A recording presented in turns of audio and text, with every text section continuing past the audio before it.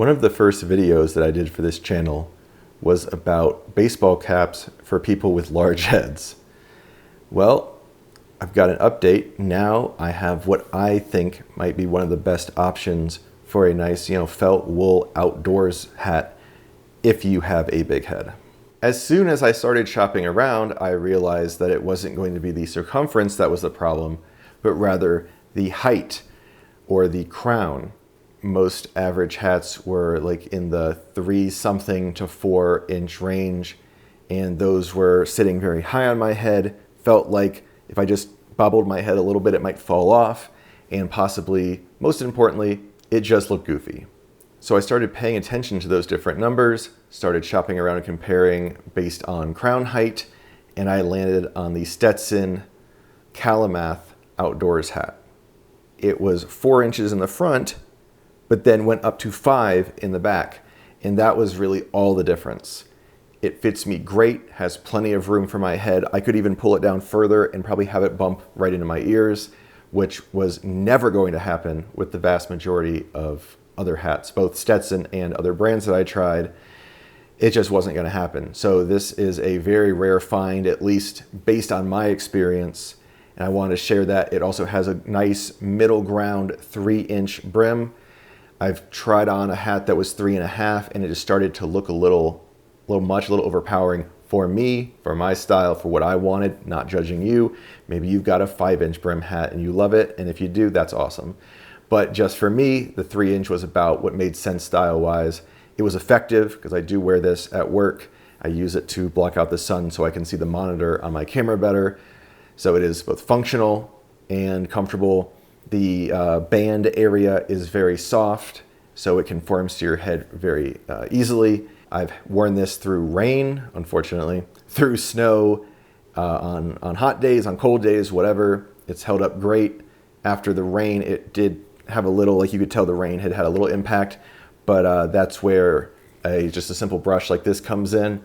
I'll link the one in the description that I use, very cheap off Amazon, and I just kind of brushed out the outer material there, and it kind of conformed back and looked more normal versus it kind of had like a spotty look from the rain, but it brushed out really easily. Now, it's possible that I didn't do a perfect job of measuring my head, but it seems like this hat might run a little bit small.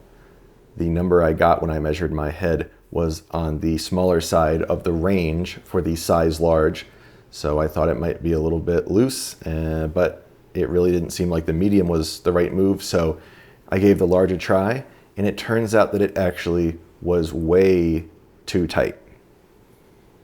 But then when I looked at my number versus the extra large, that didn't really seem logical either.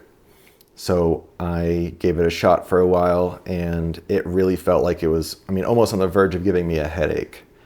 So I looked around and saw that there were, in fact, hat stretchers that you could buy. Some people said, oh, if you use it, you have to get your hat wet, or you have to hit it with a steamer or something like that. Kind of just stuff I really was hoping to avoid. So I did get a hat stretcher, in this case, the Tangs hat stretcher. I'll link that in the description as well. And I didn't soak the hat or spray the hat or mist the hat or heat the hat or anything.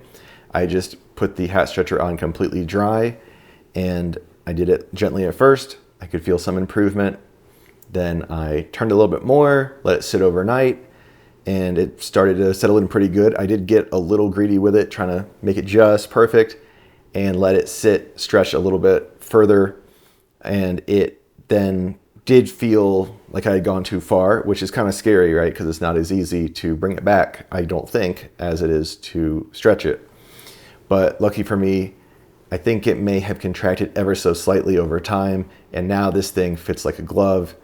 So I would say if you do get this hat and it turns out that it's a bit too tight for you based on your measurements, but it doesn't seem logical to go up an entire size, that the hat stretchers can do the job permanently, and do it without mess of adding in other issues to deal with. As a bit of a bonus, I wanted to mention that Stetson's Airway Panama Safari hat also fits great for people with big heads, and fits even better for me out of the box than this one did, which is great because with a straw hat, obviously your stretching options are going to be much more limited. The Kalamath hat that I'm wearing now is $125 as of the time of recording, and the straw hat that I showed you is $135. Certainly not a cheap hat by any means, but actually it is cheaper on the scale of Stetson hats. So it was nice to find something that was, in my opinion, reasonably priced versus some of their other options that are, multiple times this price. So I guess that's about it. The hat is soft. It feels quality. It's easy enough to stretch. It holds up to adverse weather conditions, and it does well enough with temperatures that I would say maybe 3 out of the 4 seasons, it's very comfortable to wear. The summer is when maybe it makes more sense to switch over to a straw hat like the one that I showed you. It's been what seems like a rare find in a sea of far too shallow hats for me. I hope this helps some big head people out there, and yeah, thanks for watching.